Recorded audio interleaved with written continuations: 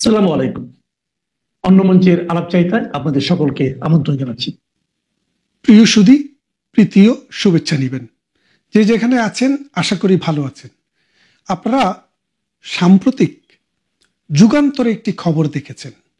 যারা দেখেননি তাদের জন্য বলি, ওই যুগান্তরের খবরটিতে বলেছে যে বাংলাদেশে আসন্ন যে নির্বাচনটি ফেব্রুয়ারি মাসে হবে বলে কথা রয়েছে, সেই নির্বাচনটি নানাবিধ কারণে 2 মাস পিছনে যেতে পারে। অর্থাৎ ফেব্রুয়ারিতে না হয়ে সেটি মার্চ এবং এপ্রিলে চলে যেতে পারে।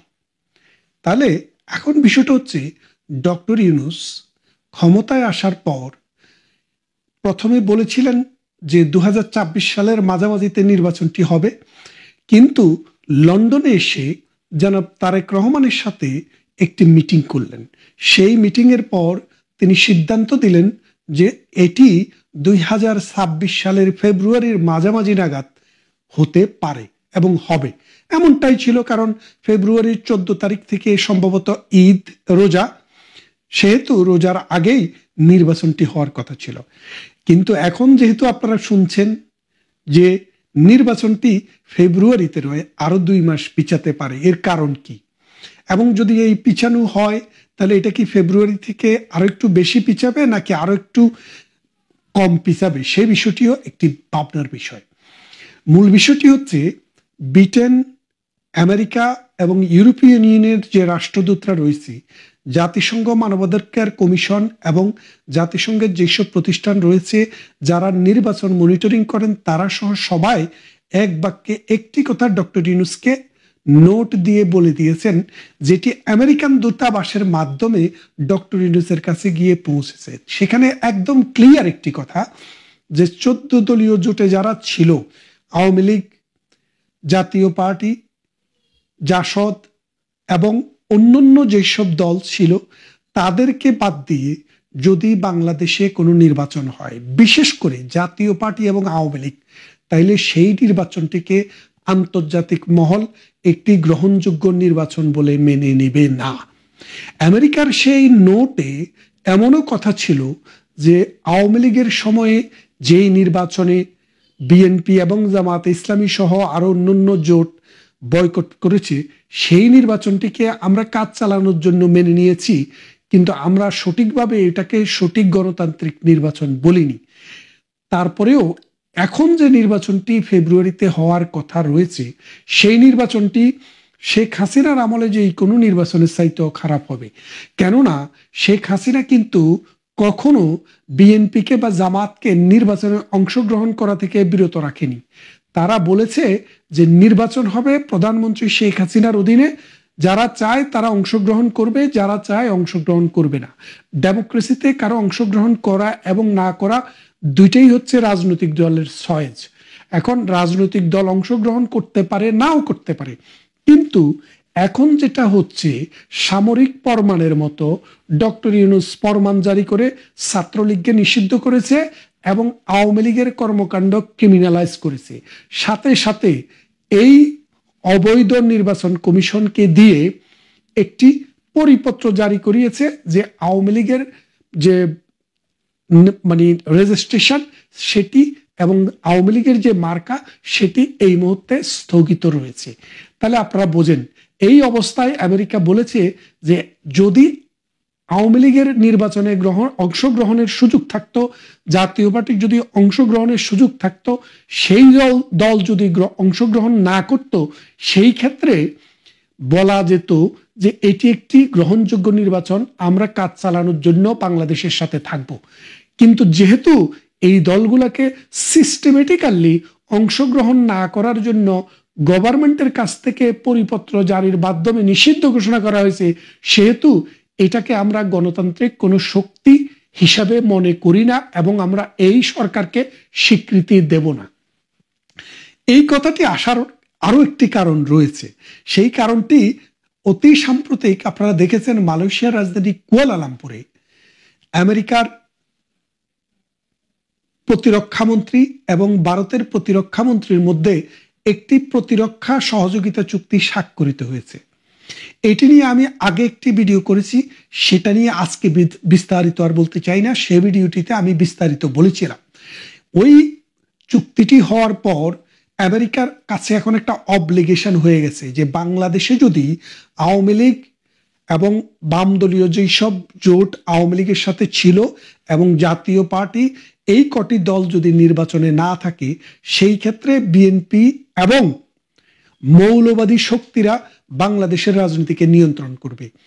সেই নির্বাচনের মাধ্যমে যদি কোনো সরকার গঠিত হয়, সেটি একটি মৌলবাদী সরকার হবে, জঙ্গিবাদ আস্তানা বাঁধবে এই দক্ষিণ পূর্ব এশিয়াতে।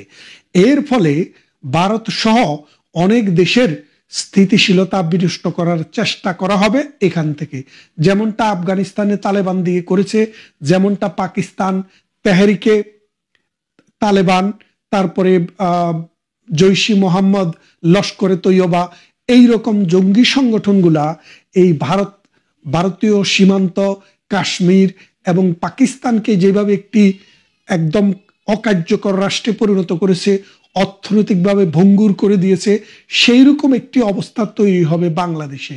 এবং আমেরিকা, ব্রিটেন, পশ্চিমা শক্তি, জাপান এই রকম কোনো নির্বাচনও দেখতে চায় না। এই রকম কোনো অবৈধ গোষ্ঠী, এরকম কোনো জঙ্গি গোষ্ঠী, সাম্প্রদায়িক গোষ্ঠীর উত্থানও দেখতে চায় না।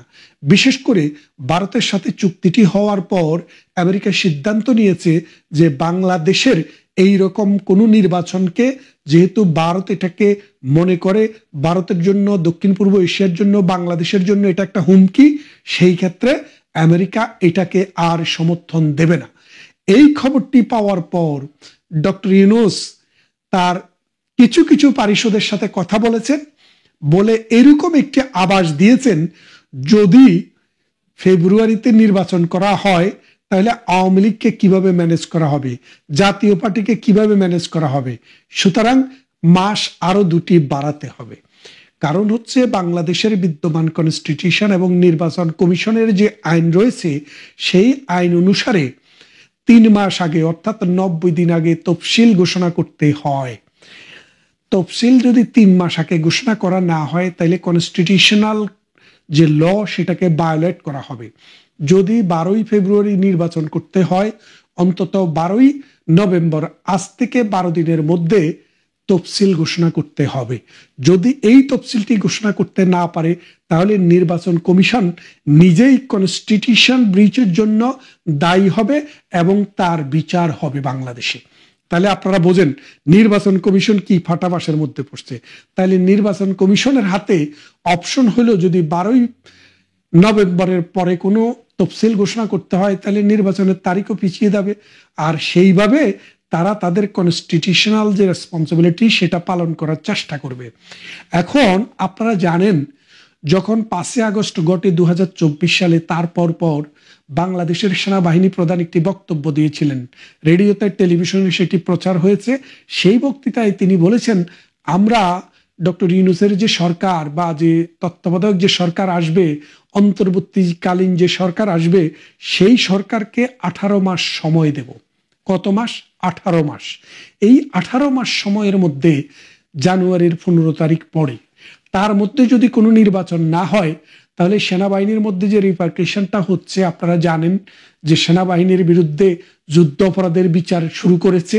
সেনাবাহিনীর ভেতরে নানান গ্রুপ, নানান দল, উপদল অলরেডি কঠিন অবস্থানের মধ্যে রয়েছে, যার কারণে ডক্টর ইউনূস যদি এখন ফেব্রুয়ারিতে নির্বাচন করতে না পারে, সেই ক্ষেত্রে সেনাবাহিনী কিন্তু পাওয়ার টেক ওভার সম্ভাবনা খুব বেশি। তাহলে দেখেন, সমস্যা কিন্তু একদিক থেকে নয়, সমস্যা 3 দিক থেকে। প্রথম সমস্যাটি হলো, ডক্টর ইউনূস ওয়াদা করেছে এই তারেক রহমানের সাথে যে তিনি ফেব্রুয়ারির প্রথমার্ধে, অর্থাৎ 15 দিনের ভেতরে, তো 12 তারিখে যেহেতু রোজা, সেহেতু 12 তারিখটা 15 তারিখে রোজা, সেহেতু 12 থেকে 13 তারিখ 14 তারিখের মধ্যেই নির্বাচন সমাপ্ত করতে হবে। তাই এই নির্বাচনটি করার জন্য তিনি ওয়াদাবদ্ধ। এখন অলরেডি আপনারা জানেন, ডক্টর ইউনূসের সরকারকে এই তার যে পুত্র এনসিপি, তারা বলেছে এটা মুনাফেক, মানে ডক্টর ইউনূসের সরকার এবং ডক্টর ইউনূসকে বলেছে তারা কথা দিয়ে কথা রাখে নাই, তারা মুনাফেক। এক। দ্বিতীয়ত, বিএনপির নেতারা গতকাল বলেছেন যে জুলাই সনদে আমরা যেটিতে স্বাক্ষর করেছি সেখানে কিন্তু নোট অফ ডিসেন্ট ছিল, কথা ছিল, সেগুলো সেই মানে ডকুমেন্টসের মধ্যে থাকবে, কিন্তু সেটা না দিয়েই তারা এটাতে ডিক্লারেশন জারি করেছে।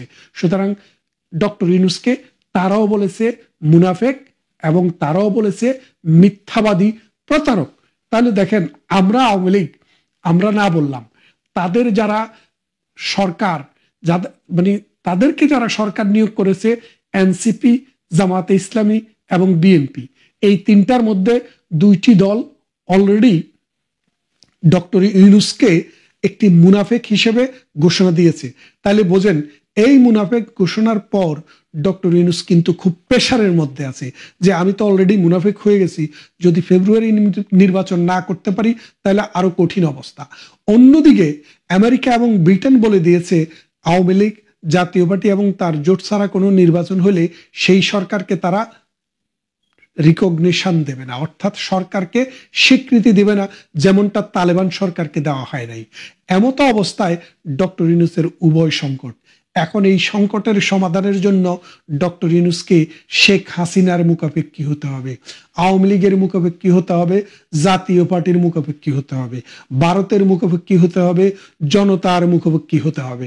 কারণ আজকের দিনে একটি নির্বাচন করতে গেলে সরকারের যে স্টাবিলিটি দরকার, সরকারের যে ফোর্স দরকার, সরকারের যে ক্যাপাবিলিটি দরকার, সেই ক্যাপাবিলিটি সরকারের নেই। কেননা আওয়ামী লীগ যদি অসহযোগিতা করে, জাতীয় পার্টি যদি অসহযোগিতা করে, আওয়ামী লীগের জোট সঙ্গীরা যদি অসহযোগিতা করে, তাহলে ডক্টর ইউনূসের পক্ষে সেই নির্বাচনটি কখনো সুষ্ঠুভাবে বাংলাদেশে করা সম্ভব নয়। আর যদি একটি সুষ্ঠু নির্বাচন না হয়, মানুষের মধ্যে যদি ক্রেডিবিলিটি যদি তৈরি করতে না পারে, কোন সরকার এসে বাংলাদেশে 6 মাসও থাকতে পারবে না। সাম্প্রতিক আপনারা দেখেছেন আসিফ মাহমুদ সজীব ভুঁইয়া 9,000 তরুণ ছাত্র যুবককে অস্ত্রের ট্রেনিং দেওয়ার জন্য সিদ্ধান্ত নিয়েছে এবং আহ্বান করেছে অ্যাপ্লিকেশন করার জন্য। গতকাল বিবিসিতে একটি প্রতিবেদন প্রকাশিত হয়েছে, আপনারা দেখেছেন, বিবিসি বাংলার নিউজে পোর্টালে গেলে এখনো পাবেন। সেখানে তারা যে নিউজটি করেছে সেখানে বলেছে বাংলাদেশ কার সাথে যুদ্ধের জন্য তৈরি হচ্ছে। আসিফ মাহমুদ সজীব ভুঁইয়া বলেছেন বাংলাদেশ স্ট্র্যাটেজিক্যালি এমন একটা জায়গায় অবস্থিত, আমাদের যুদ্ধের জন্য তৈরি থাকতে হবে। আমাদের সাথে যুদ্ধ করার মতো দুইটি দেশ রয়েছে, একটি মিয়ানমার আর একটি ইন্ডিয়া, ভারত। তাহলে আপনি দেখেন, এই যে মহাভারত, এই মহাভারতের বাংলাদেশের সাথে কেন যুদ্ধ করতে হবে? বাংলাদেশ এমন কি দেবে না ভারতকে? ভারত চাইলে, আমি জানি না বাংলাদেশের এমন কি রত্ন আছে, কিন্তু বাংলাদেশের যে টেরিটোরিয়াল ইন্টিগ্রিটি, ভারত যদি চায় 5 ঘন্টারও কম সময়ে সেটা কিন্তু ভারত দখল করতে পারে। অথচ ভারত কিন্তু কোনো কালেই সেটি চায়নি, এখনো চায় না। কেননা 1971 সালের মহান মুক্তিযুদ্ধের পর থেকে কত সুযোগে বাংলাদেশে এসছে, ভারত কিন্তু সেটা চায়নি। তার মানেটা দাঁড়াচ্ছে সজীব ভুঁইয়া বুঝতে পেরেছেন বাংলাদেশে ফেব্রুয়ারির নির্বাচনটি ক্রেডিবল হবে না, সেই নির্বাচনের সরকার 6 মাসও টিকতে পারবে না, যার কারণে এবং আন্তর্জাতিক কোনো স্বীকৃতিও আসবে না, যার কারণে তিনি জঙ্গি প্রশিক্ষণ রাষ্ট্রের টাকায় দেওয়ার জন্য এই 9,000 ছাত্রকে প্রাথমিক পর্যায়ে বাছাই করেছেন। আপনাদের সবার প্রতি অনুরোধ রইল, আপনারা আপনাদের সন্তানদের ভবিষ্যৎ যদি চান, যারা যারা এই প্রশিক্ষণ নেবে তাদের ভবিষ্যৎ অন্ধকার। কারণ এই প্রশিক্ষিত জঙ্গিদেরকে আফগানিস্তানের মতো কোনো রাষ্ট্রে যুদ্ধ হলে সেখানে পাঠানো হবে। সরি, আপনারা জানেন পাকিস্তানে একটি যুদ্ধ চলছে, তেহরিকে তালেবান। এই তালেবানরা পাকিস্তান সরকারের বিরুদ্ধে যুদ্ধ করছে, সেখানে আরেকটি তালেবান স্টেট তৈরি করার জন্য। আসুন আমরা আমাদের সন্তানদেরকে রক্ষা করি এই মৌলবাদী, এই জামাত শিবিরের এজেন্ট এবং এই জঙ্গিদের কথায় আমাদের ছেলেমেয়েদেরকে আমরা যুদ্ধে যাওয়ার ট্রেনিং দিতে দেব না। এবং বিবিসির খবরটি দেখলে দেখবেন তির্যকভাবে বলেছেন যে বাংলাদেশ আসলে স্ট্র্যাটেজিক্যালি কার সাথে যুদ্ধ করতে চাচ্ছে। সেই জন্য বলছি যে নানান হিসাব কিতাবে দেখা যাচ্ছে বাংলাদেশে আসলে ফেব্রুয়ারিতে কোনো নির্বাচন হচ্ছে না। যদি ফেব্রুয়ারিতে নির্বাচন না হয় তাহলে কখন হবে সেটি আমরা দেখব। এক, দ্বিতীয়ত আরেকটি ইস্যু যে একটি গণভোট চাচ্ছে। এই গণভোট বিষয়ে আপনারা যদি দেখেন আজকে যদি গণভোট দেন তাহলে তো আওয়ামী লীগকে আর মার্কা দেওয়া লাগছে না। আওয়ামী লীগ এবং বিএনপির লোকেরা যদি গণভোটে না বলে তাহলে এই জামাত এবং এনসিপির কি হবে, ডক্টর ইউনূসের কি হবে, সেই কথাটি মাথায় রেখে আমরাও কিন্তু গণভোটের দিকে পদার্পণ করব। কারণ এই গণভোট মানেই হচ্ছে একটি না ভোট। আর এই না ভোটটি বিএনপি এবং আওয়ামী লীগের 70% লোক যদি দেয় তো জামাত আর এনসিপি বানের জলে ভেসে যাবে। আসুন, বাংলাদেশকে রক্ষা করতে হলে আওয়ামী লীগকে ইনক্লুড করেই যেই কোনো নির্বাচন চিন্তা করতে হবে এবং আওয়ামী লীগের নেতা কর্মী যারা রয়েছেন সবাই প্রস্তুত হন, ডাক আসবে। আপনারাও নির্বাচন করবেন, আপনারাও নৌকা মার্কা দেখবেন এবং এই বাংলাদেশে আওয়ামী লীগ ছাড়া কোনো নির্বাচন হবে না। কেননা এই বাংলাদেশ আওয়ামী লীগের নেতৃত্বে তৈরি হয়েছে এবং উন্নত হয়েছে। কথা হবে অন্য কোনো ভিডিওতে। ভালো থাকবেন ততক্ষণ।